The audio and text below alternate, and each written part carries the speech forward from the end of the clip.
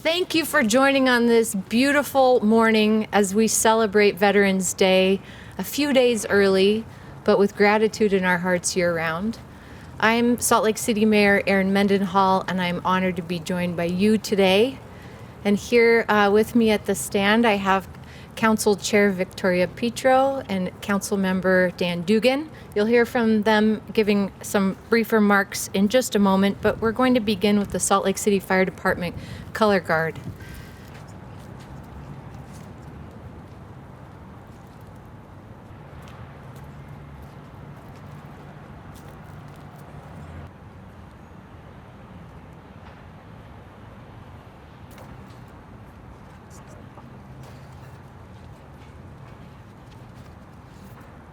Please join me in the Pledge of Allegiance. I pledge allegiance to the flag of the United States of America and to the republic for which it stands, one nation, under God, indivisible, with liberty and justice for all.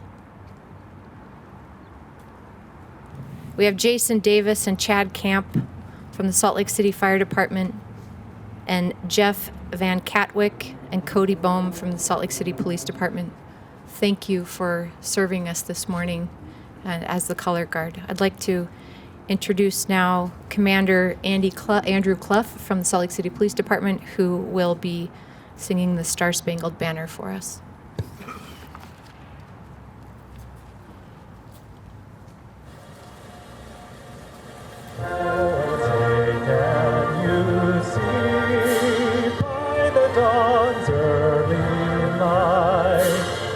So proudly we hailed at the twilight's last gleam, whose broad stripes and bright stars through the perilous fight for the ramparts we watched were so gallantly streaming, and the rockets red glare, the bombs bursting in air, gave proof through the night that our flag was still there. Oh, say does that star-spangled banner yet wave o'er the land of the free and the home of the brave.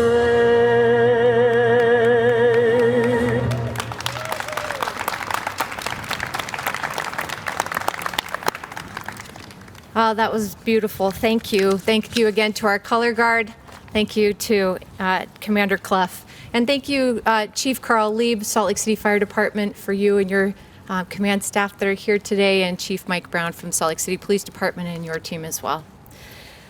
It's an honor to be here with you, and it's a unique celebration for us in the last 5 years or more to be standing in front of City Hall and honoring our veterans.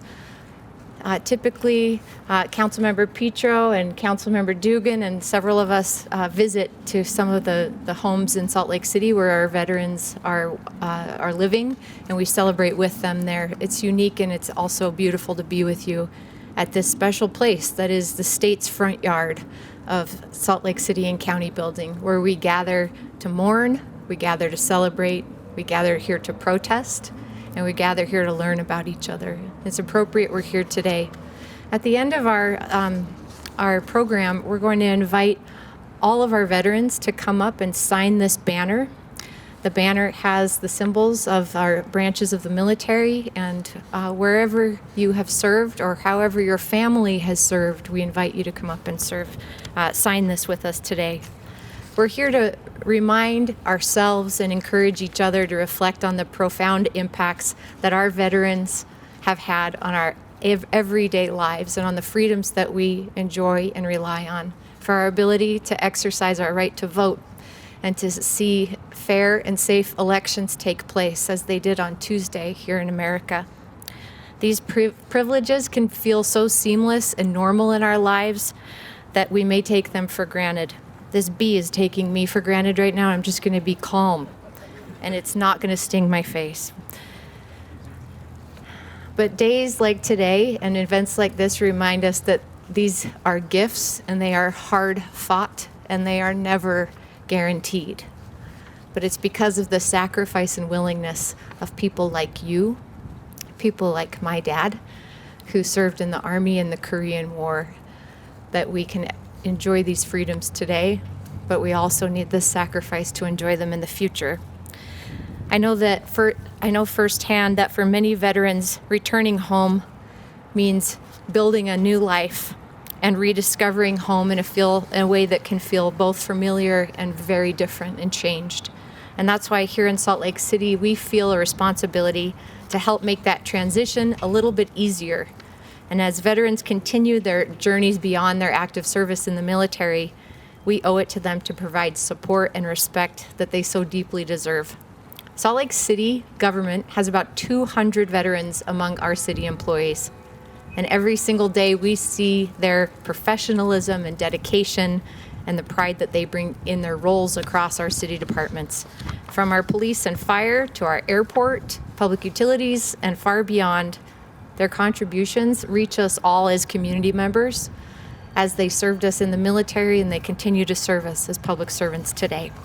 And for the families, for the spouses and the children and the grandchildren of our loved ones who are our veterans, today is about you too.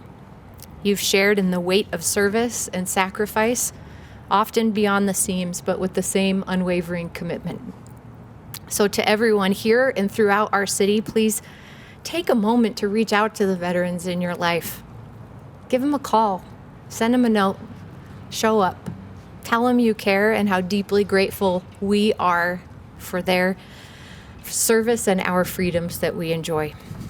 Thank you to every veteran who's here today and across this nation for building our nation, for holding us up and supporting the freedoms that we rely on.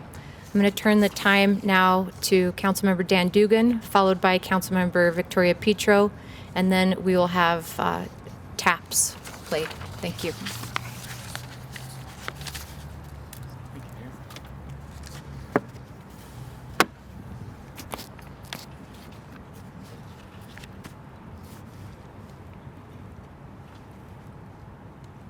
At the 11th hour of the 11th day of the 11th month of 1918, the guns of World War I went silent.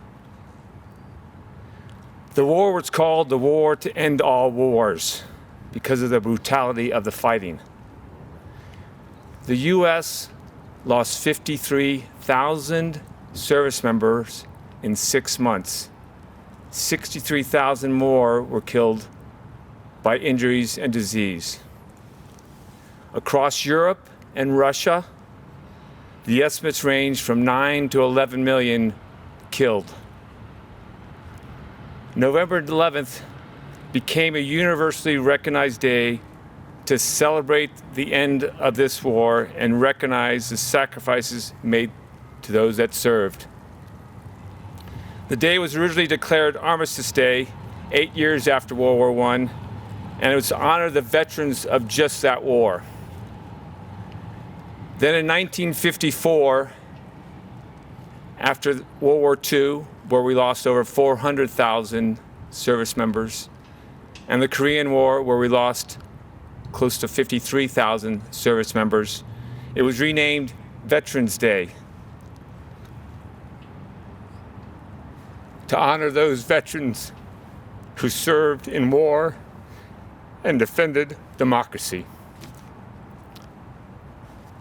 So thank you for joining us today to honor those who took the oath to support and defend the Constitution of the United States, protect democracy, and wear the uniform of the armed forces. As a veteran, as a brother of a veteran, as a son of a veteran, I'm honored to be here to recognize your services to our country and honored to have served alongside you. I know the sacrifices you made, and I'm forever grateful till you answered the call to duty. You signed up to serve your country and protect our freedoms, knowing full well, or in my case, not really realizing it at all, the serious risks and knowing that there would definitely be sacrifices. You left your families, you left your homes, you put your life on pause to serve. And we thank you. We must also never forget to thank your spouses, your partners, your families, for they too made great sacrifices. They had to hold down the fort while you were gone. And they also had to hold on to that nagging thought in the back of their head of, I hope everything's going okay. It's no easy life, and we thank you for the sacrifices of protecting democracy and our freedoms. These freedoms we enjoy are extremely special and come with a price. As people will say, freedom is not free. One cost of this is the scars veterans return with, some veterans return with. Scars that are clearly visible, like a missing arm or a missing leg, and others are invisible.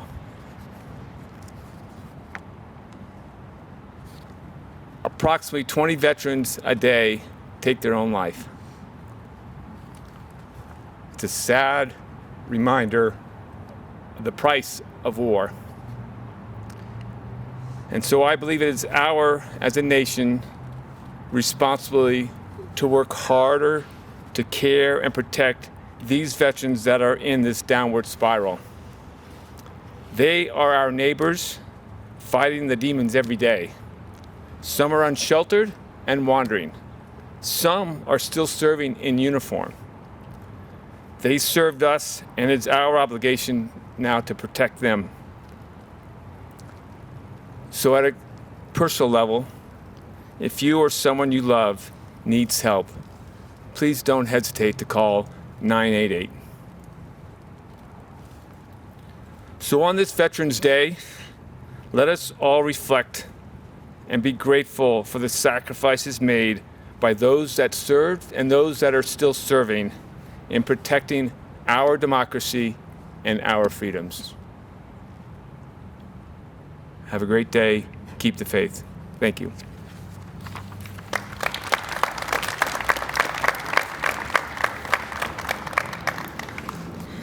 Getting to serve on the council with a man like Dan Dugan who actually served is an honor, and I probably should just hush, except that's not how we ordered things. So know that I'm giving you a metaphorical last word today on Veterans Day in honor, even though I have to speak now.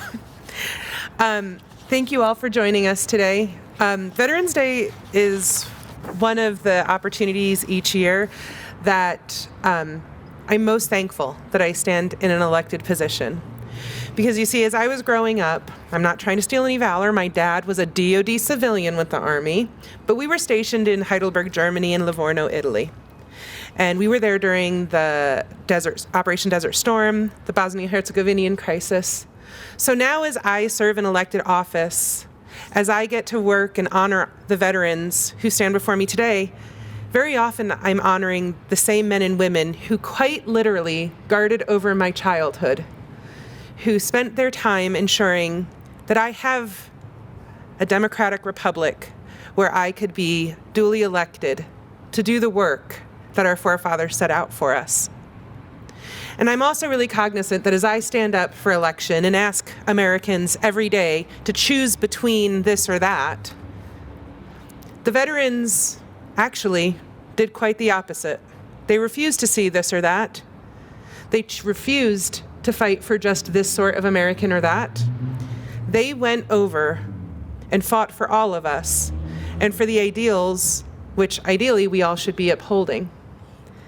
They fought so that I could have the education and that we could be at this moment now, even as fraught as it is, well prepared for our institutions to stand firm and our republic to remain strong and resilient. That is a calling that I don't have, but I can never express enough gratitude for.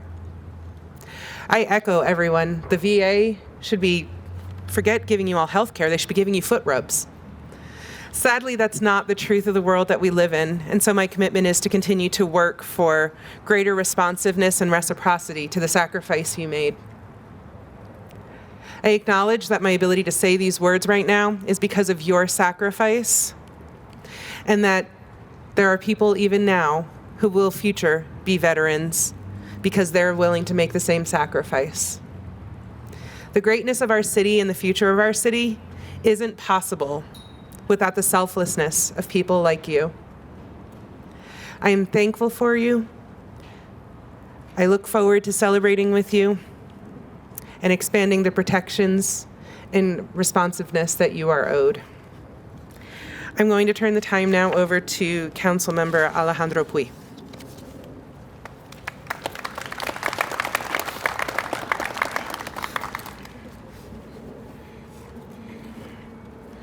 Thank you all of you for being here today.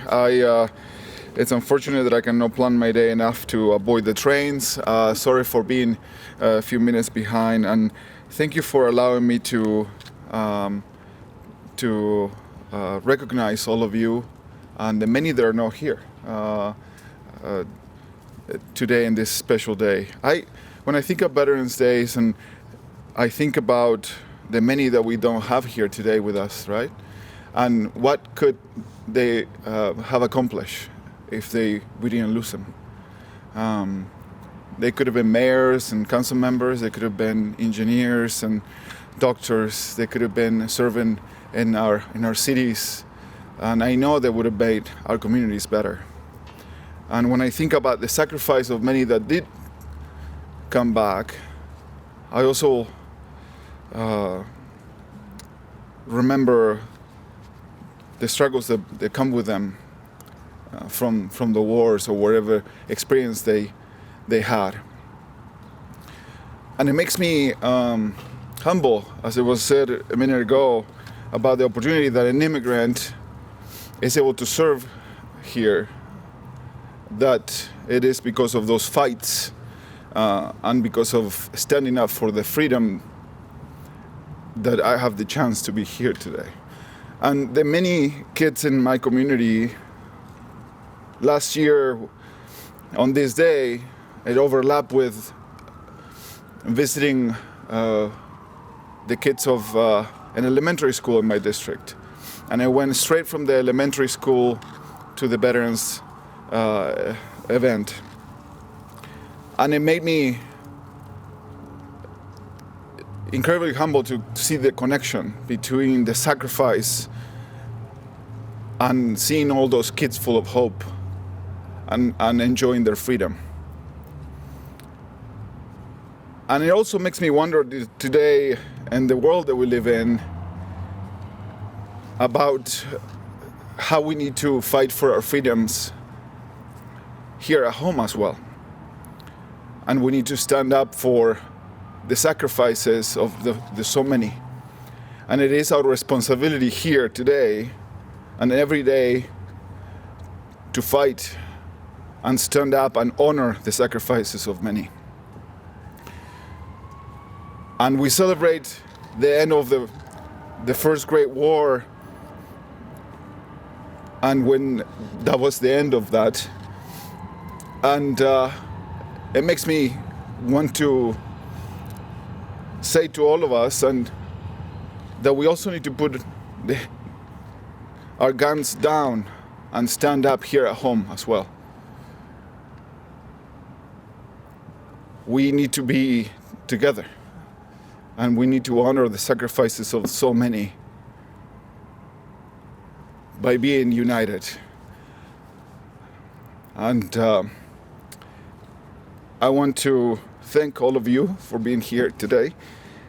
And I want to call for a moment of silence right now. So please join me on a moment of silence.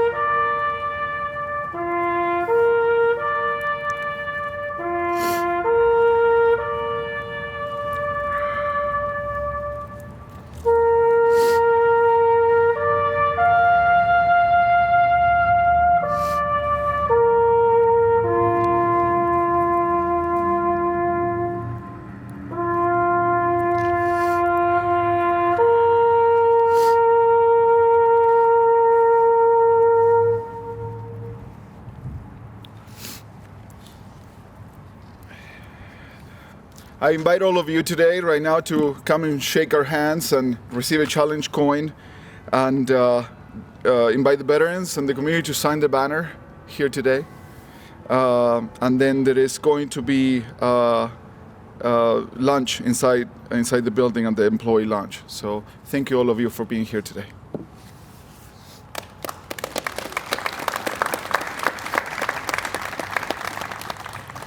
Please do come up, and we'd love to give you a challenge coin. And I also want to recognize our Salt Lake City School District Superintendent, Liz Grant, and Salt Lake City School Member Bryce Williams, who have joined us. And I want to thank Tim Cosgrove. Can we put our hands together for Tim, who arranges Veterans Day for Salt Lake City every year? Thank you, Tim. Come on up, and then please join us inside for some lunch.